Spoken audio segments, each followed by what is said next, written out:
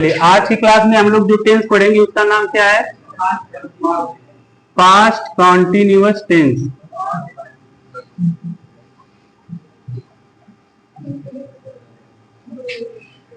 तो आप टेंस का नाम डालिए पास्ट कॉन्टिन्यूअस टेंस।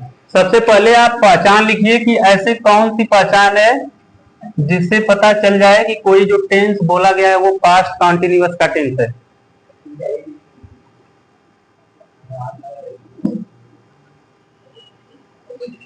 लिखिए ऐसे वाक्य जिनमें क्रिया के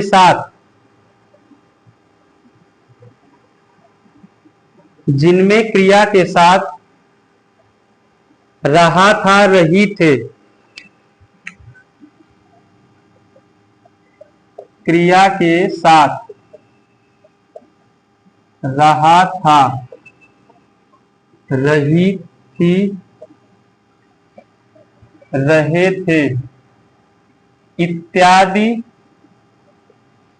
शब्द समूह आते हैं। इत्यादि शब्द समूह आते हैं, वह वाक्य पास्ट कॉन्टिन्यूअस टेंस का होता है। अगला हेडिंग डालिए हेल्पिंग वर्ब। हर टेंस की अपनी हेल्पिंग वर्ब होती है, इसका भी कुछ होगा ना। इसमें दो हेल्पिंग वर्ब हैं, वाज और वर पढ़ते हैं, ठीक है। वाज और वर। वाज कौन से सब्जेक्ट ऐसे हैं जिनके साथ वाज आएगा?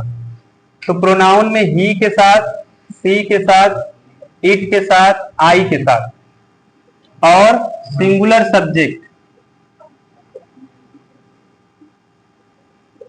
सब्जेक्ट्स और जितने हैं सबके साथ आएगा वाज। वर ऐसे कौन से सब्जेक्ट हैं जिनके साथ आएगा?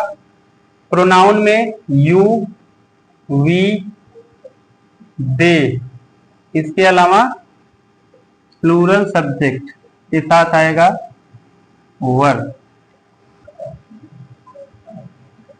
Main verb. कॉन्टिन्यूअस में मेन वर्ब कैसे यूज होती है? V4, यानी वर्ब की फर्स्ट फॉर्म में जोड़ेंगे आप ING, जैसे प्रेजेंट कॉन्टिन्यूअस में कर रहे थे उसी तरह इसमें भी करना है। V फर्स्ट प्लस ING को ही बोलते हैं V4। अब अगला हेडिंग डालो स्ट्रक्चर।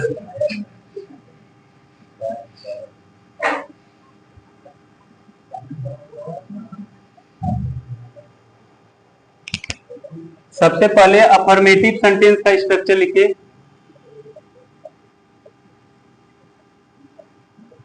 सकारात्मक वाक्य का इसका स्ट्रक्चर होगा, सबसे पहले आएगा इसके सब्जेक्ट, फिर हेल्पिंग वर्ब, वाज या वर में से कोई एक, जिस तरह का सब्जेक्ट है उसमें से कोई एक आएगा। फिर इसके बाद मेन वर्ब का फोर्थ फॉर्म ING वाला, फिर ऑब्जेक्ट प्लस अदर।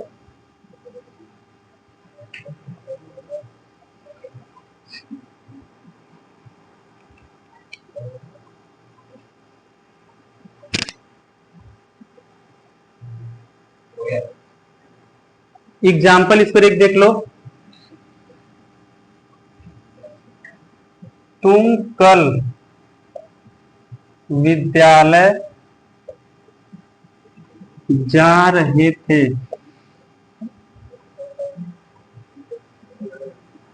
तुम कल विद्यालय जा रहे थे।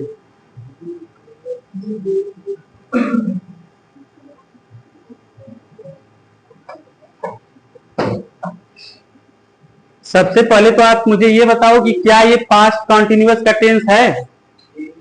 कैसे पहचाने हो? वर्ब यानी क्रिया है, जाना, इसमें जुड़ा है रहे थे, पहचान में भी यही लिखाए थे। तो ये तो स्पष्ट हो गया कि ये है पास्ट कॉन्टिन्यूअस का टेंस है। अफर्मेटिव सकारात्मक बात बोली जा रही है, ये वाला स्ट्रक्चर लगाएंगे आप। सब्जेक्ट क्या है इसका? यू ना। कैसे पहचाने हो कि सब्जेक्ट तुम है? सब्जेक्ट की पहचान बताए थे कि वर्ब में हम प्रश्न करेंगे कि कौन या किसने। तो कौन विद्यालय जा रहा है? जवाब जो मिलेगा वही क्या होगा, सब्जेक्ट।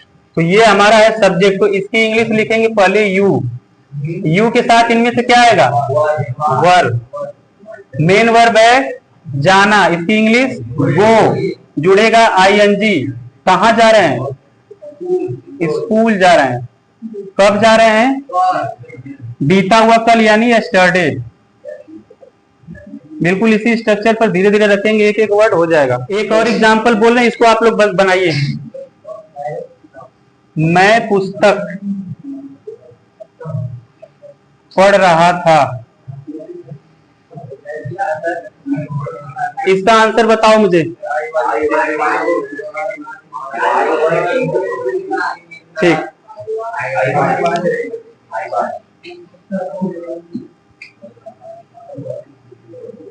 Reading a book. ठीक है, इसको लिख लीजिए। हाँ, ये वाला लिखो। अगला स्ट्रक्चर देखेंगे हम लोग नेगेटिव सेंटेंस का।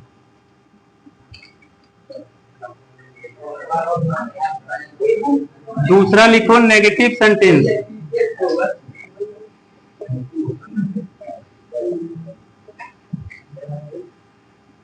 इसका स्ट्रक्चर लिखिए, सब्जेक्ट वाज या वर्ब, फिर नॉट, मेन वर्ब का फोर्थ फॉर्म ये आएगा, ऑब्जेक्ट एंड अदर।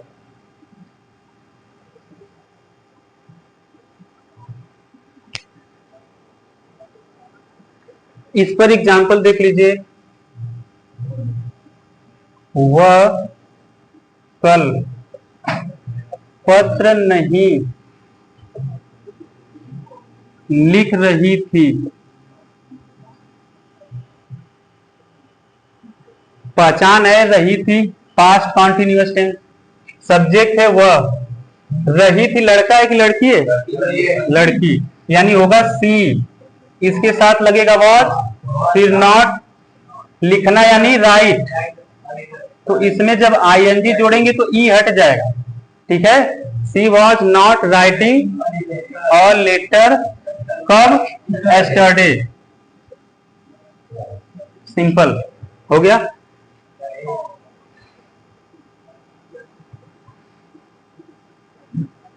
एक बोल रहे हैं आप लोग, बनाइए इसको। वे अपने खेतों को नहीं जोत रहे थे। वे अपने खेतों को नहीं जोत रहे थे, इसको बनाइए आप लोग। प्लाउ, PLOUGH, प्लाउ मतलब होता है जोतना। हाँ, क्या बनेगा इसका, they were not ploughing their field, their field, वे अपने खेतों को नहीं जोत रहे थे। लिख लीजिए दोनों। इंटेरोगेटिव सेंटेंस का स्ट्रक्चर होते हैं दो। पहला क्या होता है, यस या नो टाइप वाला। यस या नो टाइप का मतलब यह है कि जब हिंदी वाक्य की शुरुआत होगी क्या से, ठीक है, क्या से शुरुआत, अगर हिंदी वाक्य की शुरुआत हुई है क्या से, उसके लिए स्ट्रक्चर लगेगा। क्या स्ट्रक्चर है, सबसे पहले वॉज या वर में से कोई एक आएगा, उसके बाद आप लिखेंगे सब्जेक्ट। सेंटेंस में अगर नहीं वर्ड यूज हुआ है तो उसके लिए नॉट आप यहीं पर लिख देंगे। फिर मेन वर्ब का fourth form, object and other. Last में क्वेश्चन मार्क लगाना जरूरी है।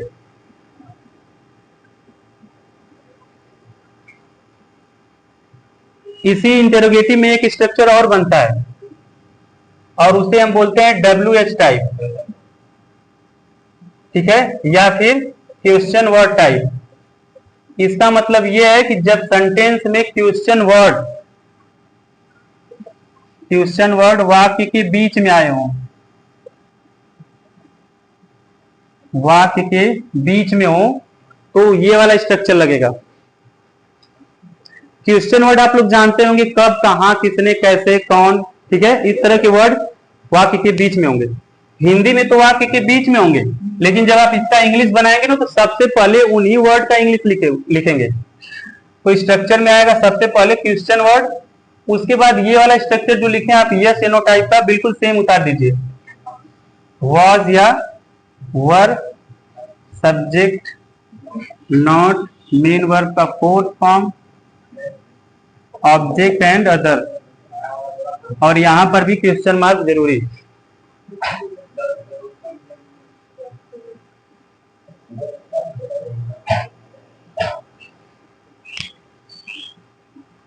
एक चीज और समझ लीजिए, ये जो क्वेश्चन वर्ड लिखे हैं ये सभी क्वेश्चन वर्ड के लिए वैलिड है, लेकिन एक के लिए नहीं है, हु के लिए। अगर यहां पर आ गया हु तो यहां का सब्जेक्ट आप नहीं ढूंढेंगे, ठीक है, होगा हु वॉज सीधे, उसके बाद क्या, नॉट है तो नॉट लगाएंगे और मेन वर्ब आएंगे, वो सब्जेक्ट को छोड़ देंगे। क्यों? क्योंकि हु सब्जेक्टिव केस में ही होता है, ठीक है, तो हु जब आया तो सब्जेक्ट नहीं ढूंढेंगे और सभी के साथ सब्जेक्ट आएगा। देखिए पहला एग्जांपल, क्या गवाह झूठ बोल रहा था, क्या गवाह झूठ बोल रहा था। इसमें कौन सा स्ट्रक्चर लगेगा, यस या नो टाइप का कि डब्ल्यूएस टाइप का, क्योंकि वाक्य की शुरुआत हुई है क्या से, तो हेल्पिंग वर्ब से शुरुआत करेंगे। गवाह एक सिंगुलर सब्जेक्ट है, इसके लिए लगेगा वॉज, ये वाला हु के केस में नहीं आएगा सब्जेक्ट, और सब वॉज द विटनेस, विटनेस मतलब क्या होता है, गवाह, वॉज द विटनेस, फिर क्या आएगा, वर्ब यानी टेलिंग अ लाई।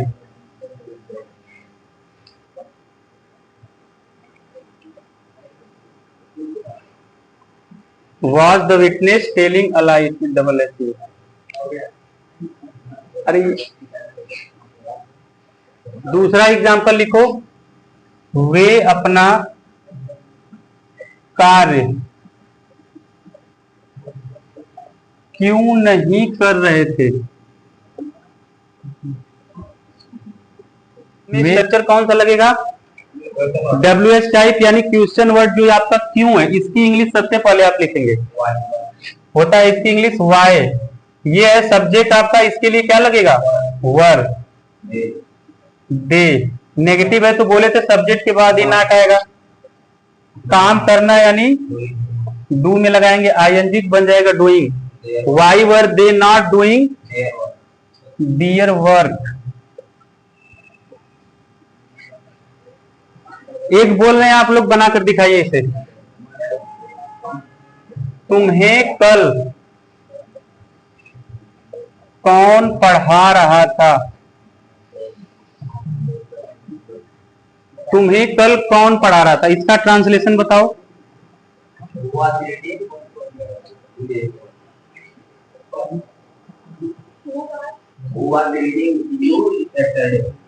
टीचिंग होगा। तुम्हें कल कौन पढ़ा रहा था, इसका क्या बनेगा, who was teaching you yesterday, ठीक है। अगर किसी को नहीं कुछ समझ में आया और जितना आज पढ़ाए हैं तो आप खड़े होकर पूछ सकते हैं, फिर हम बता देंगे। सोच लीजिए कि कहीं ऐसा है क्या कि जो नहीं समझ में आया हो। क्यों भाई, आपको कुछ समझ में आ गया पूरा, चलिए।